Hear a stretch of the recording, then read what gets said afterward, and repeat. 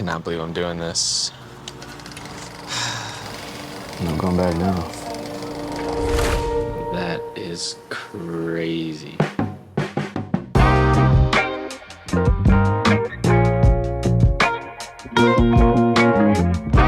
It is a beautiful day. Oh, I have so much to tell you right now. I'm really excited. It's a mix of emotions. I'm excited, but I'm also noticing some feelings of like resistance. I think the fact that I'm feeling so much resistance towards it is exactly why I need to follow through with it.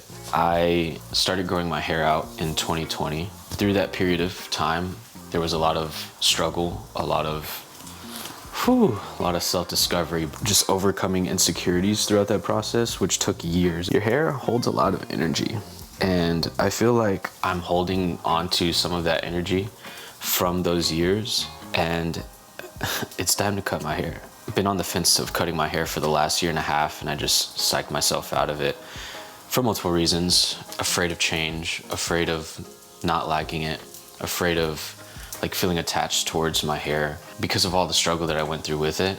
Like it does symbolize a lot of growth, literally and figuratively. However, it's time for a new chapter, and I feel like what I'm going through right now is a phase of death and rebirth. What better way to do that than to cut my hair? And you know, I've been thinking about doing it for so long, and I just psyched myself out of doing it. And it's like, how do you expect growth to take place internally if you want to do something but you keep talking yourself out of doing it? It's gonna be a complete change, but I think it's gonna be fucking awesome.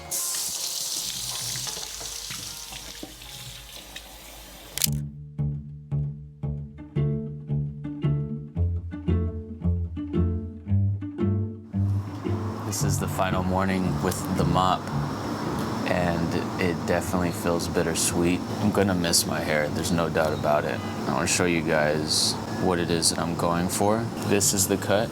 I'll put a picture up on the screen because I have an ND filter on that makes it look all purple and green like that. For some reason it does that with digital screens. I literally haven't had my hair this short since I was in middle school, which is over half of my life ago. So this is definitely going to be a big change. But I'm really excited for it. It's gonna be so weird at first, I already know it.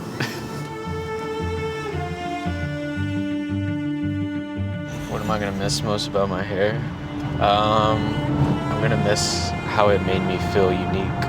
Like, not a lot of people had my hair, but I had enough of that. Look at that dog. Oh my God.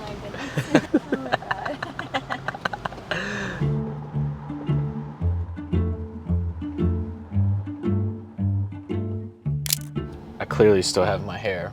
Went to the first barber and we were running about 5 minutes late. Nah, more like 10. And I walk in and she's like, "Oh, you have long hair. That's gonna take a lot longer. It's gonna take double the amount of time, and I have a client in 30 minutes. In her words, she didn't want to do me wrong. I get it though. We found another barbershop that had an opening at 12, which we're scrambling and rushing towards, and we get there and waiting in the lounge, excited to cut my hair once again. And they come up to me and they say, "Yeah, the guy who's supposed to cut your hair is not answering his phone. Sorry." It's looking like we're just gonna have to wait till tomorrow. If not tomorrow, then maybe Monday. I'm not sure if this is a sign to wait until like a barber that I trust can cut my hair, but it's a simple cut, so I'm like, can't be that difficult. But I will say that if they mess it up and the fade doesn't look top notch, I'm gonna be pretty pissed. Maybe this is happening for a reason. I'm not sure yet, but here we are. I really wanted to have short hair for ACL. Look at all these people for ACL already. I can't believe I still have my hair. It's a whole bunch of dog shit if you ask me. I'm just kidding. Cheers! Come on, honey. You're not. Stack up for like an hour. Why'd you grow up so high? I mean, there's a lot of space to grow. You might as well. Are these wrong?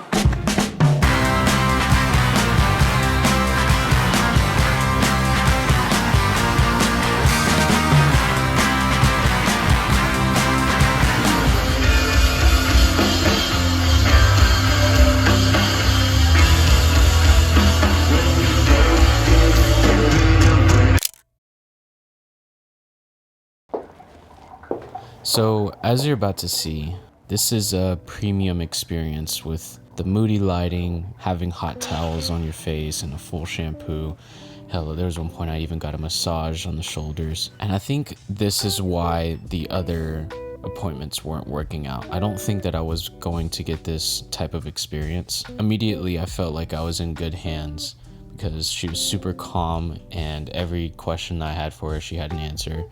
Yes, this is her job, but just the way that she was making me feel. Okay, you ready? Let's do it. Made me feel like this is why I waited the whole weekend to finally get a haircut, even though I was expecting to get it done 3 days prior to this. But in the grand scheme of things, what's the difference in 3 days and doing a big haircut? Might as well go with the best barber you can find. In the beginning, I started entertaining thoughts of like, what if I just stop this right now and just don't cut my hair? But then I was like, wait, that's another reason, another signal that like I'm in the right place. Just the simple fact that I'm worried, or I have this voice coming up that's trying to get me to stop doing it. How often do you get clients just cutting all their hair off? Oh, quite a few. Yeah, we get a lot of guys with long hair that some of them have had long hair for years. Some of them started with COVID and then they're just ready to move on and do something a little different. Same story, different day, huh? Cheers to the hair. Because really it's us against ourselves, you know, this voice that creeps up and tells us that we shouldn't do something. It's not necessarily, you know, a sign that you shouldn't do it. It's just a sign that maybe this is something worth trying out because you can learn something from it. You can experience growth from it. That is insane. It is. In worst case scenario, I can just grow my hair back out. It really is not that big of a deal. And I knew that going through this process of cutting my hair would let me know just that. If I really do like my long hair, then I will definitely get my answer when I cut my hair. Golly, that's crazy. So, will I miss it? Who knows?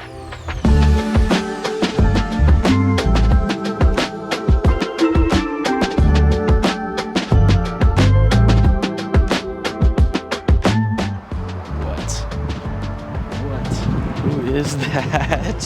What the fuck? That's crazy. This feels so good. It feels so good to not have all that hair anymore. And this morning I thought that I was going to regret it, but as soon as it came off, it felt so good. We ran into all those issues with the other barbers for a reason, because my barber today was very attentive to the small details, which I truly appreciate, that maybe the other barbers wouldn't have given me. And I told her about it and she was like, yeah, barbers sometimes are a little intimidated by going from really long hair to short hair. I felt like I was in good hands. She was also very calm throughout the whole haircut, and that felt really good. I'm definitely feeling the rebirth taking place, and I like it. Holy shit. That is crazy. Sheesh.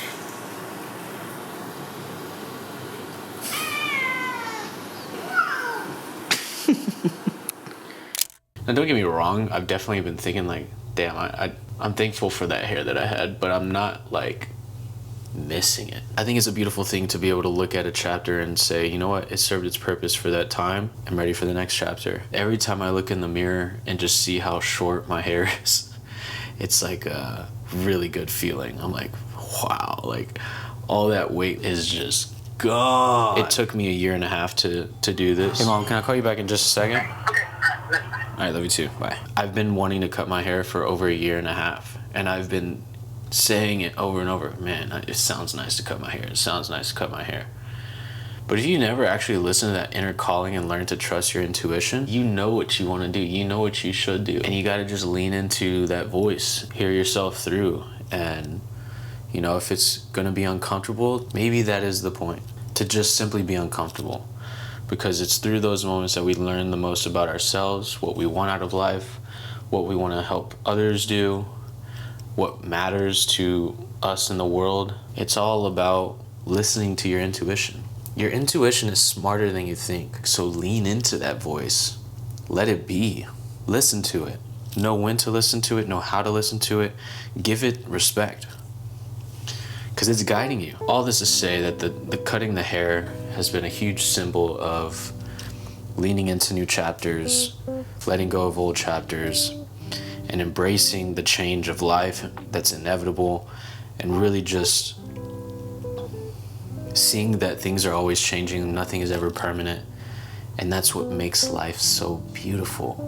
When you get attached to things, when you get attached to your hair, attached to relationships, attached to what career you think you should do, or what somebody else told you to do and what you think you should do because of them, that's when you start to live a miserable life. But when you start leaning into what your intuition tells you, and you start taking yourself more seriously and stop asking for advice from everybody, you realize, like, damn, I can trust myself. And that's a beautiful thing.